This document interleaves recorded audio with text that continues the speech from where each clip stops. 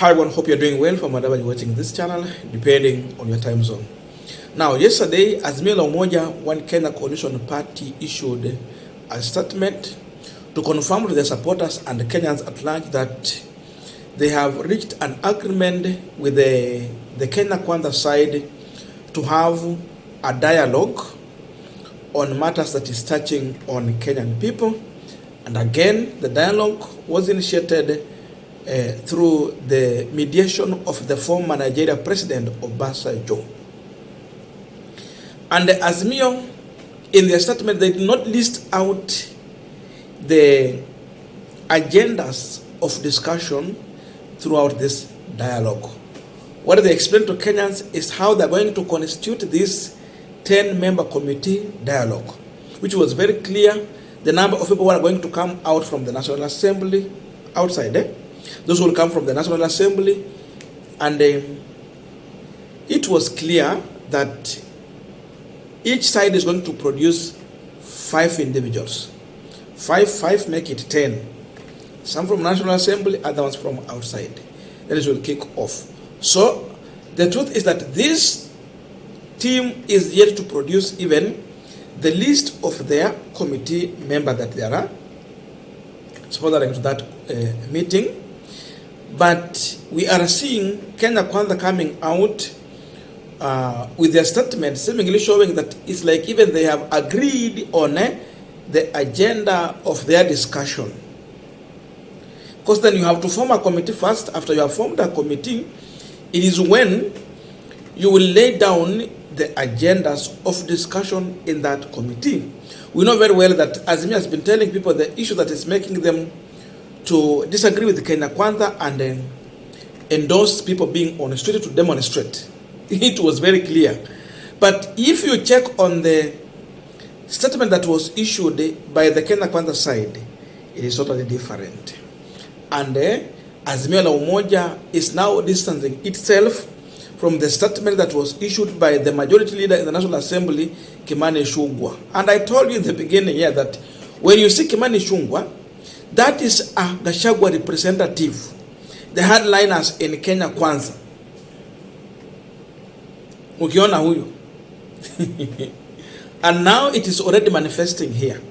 Because if you check on what Kimani Ichung'wah has released, number 1 is claiming to be a joint statement by the Kenya Kwanza side and the Azimio la Umoja, which is wrong. Again, to prove it, just check. It is only Kimani Ichung'wah who has signed that paper. There is not the signature from Opiyo and I, the minority leader in the Kenya Kwanza side. Sasa hiyo ni maneno ya Kimani Ichung'wah na Kenya Kwanza na Gachagua na Ruto. Lakini sio ya Azimio, si ya Raila, si ya Kalonzo, si ya Martha Karua, na sio ya Uhuru Kenyatta, na si ya Wakenya pia. You check on the list, the priority they have given there. They're talking about IBC, which is okay. Even Azimio agreed to that. Then they bring in the issue of 2/3 gender rule. They bring in the issue of entrenching of the office of the opposition leader. Azimio wakati walikuwa kwa maandamano walisema wanataka office ya opposition leader. The answer is no, and Azimio is still maintaining they have no any interest in that position. They're talking about embedment of the office of the Prime Cabinet Secretary. Hii mambo ya Musalia Mudavadi. Sasa wanataka ikuwe kwa sheria kwamba hii ofisi sasa iko kisheria. Kwa hivyo haihitaji president akuwa anakuja na executive order paper number 1 anaanza kusema 1 2 3 ameweka hapo mtu hapo hivyo iko kwa sheria sasa. So seemingly they are looking for a 50-50 win, but again not 50-50 win. They are giving the position of the position of the leader of opposition to Azimio, but they want Azimio to give the position of the Prime Cabinet Secretary to Kenya Kwanza side. Yani hao kazi yao, it is all about sharing of positions. Hao watu walikuwa kwa campaign walituambia wakichukua uongozi itakuwa ni hasla kwanza shughulikiwe ama ni kugawana viti.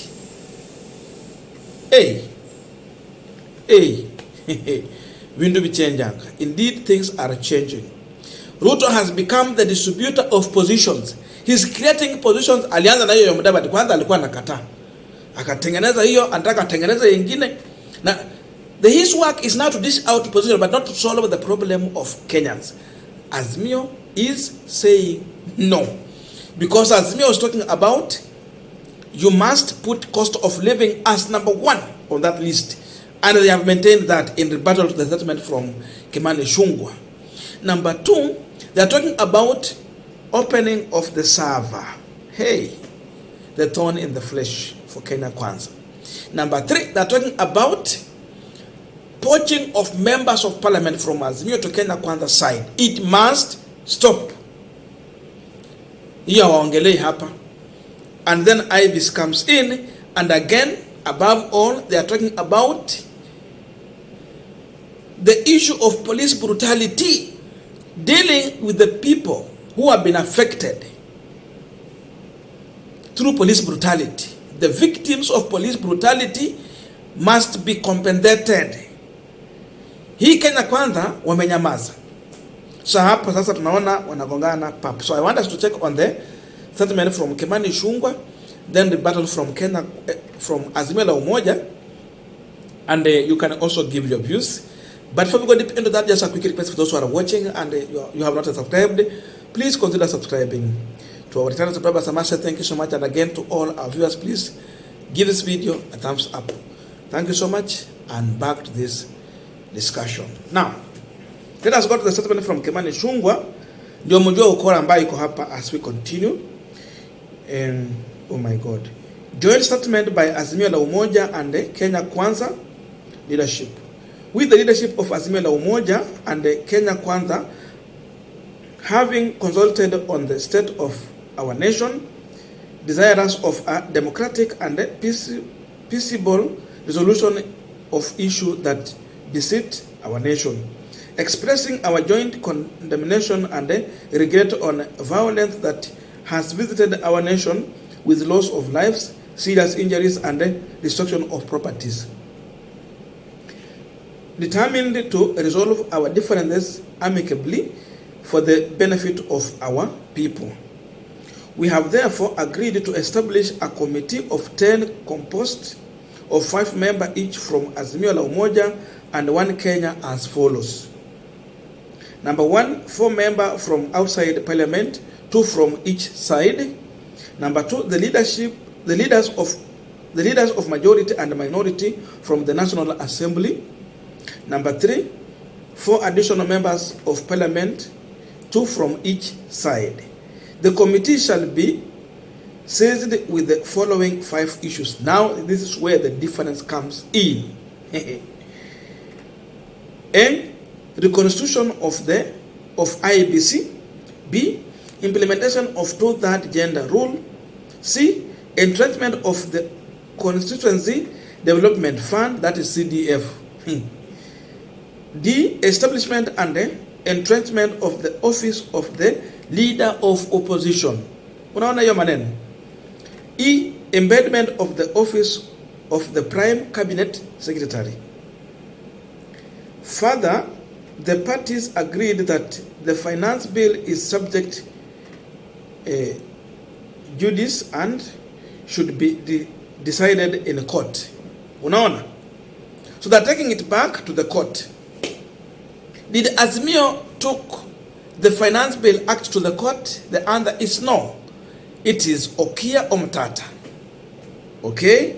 Okia Omtata was not elected on neither ODM ticket or any political party ticket. Okia Omtata was independent candidate.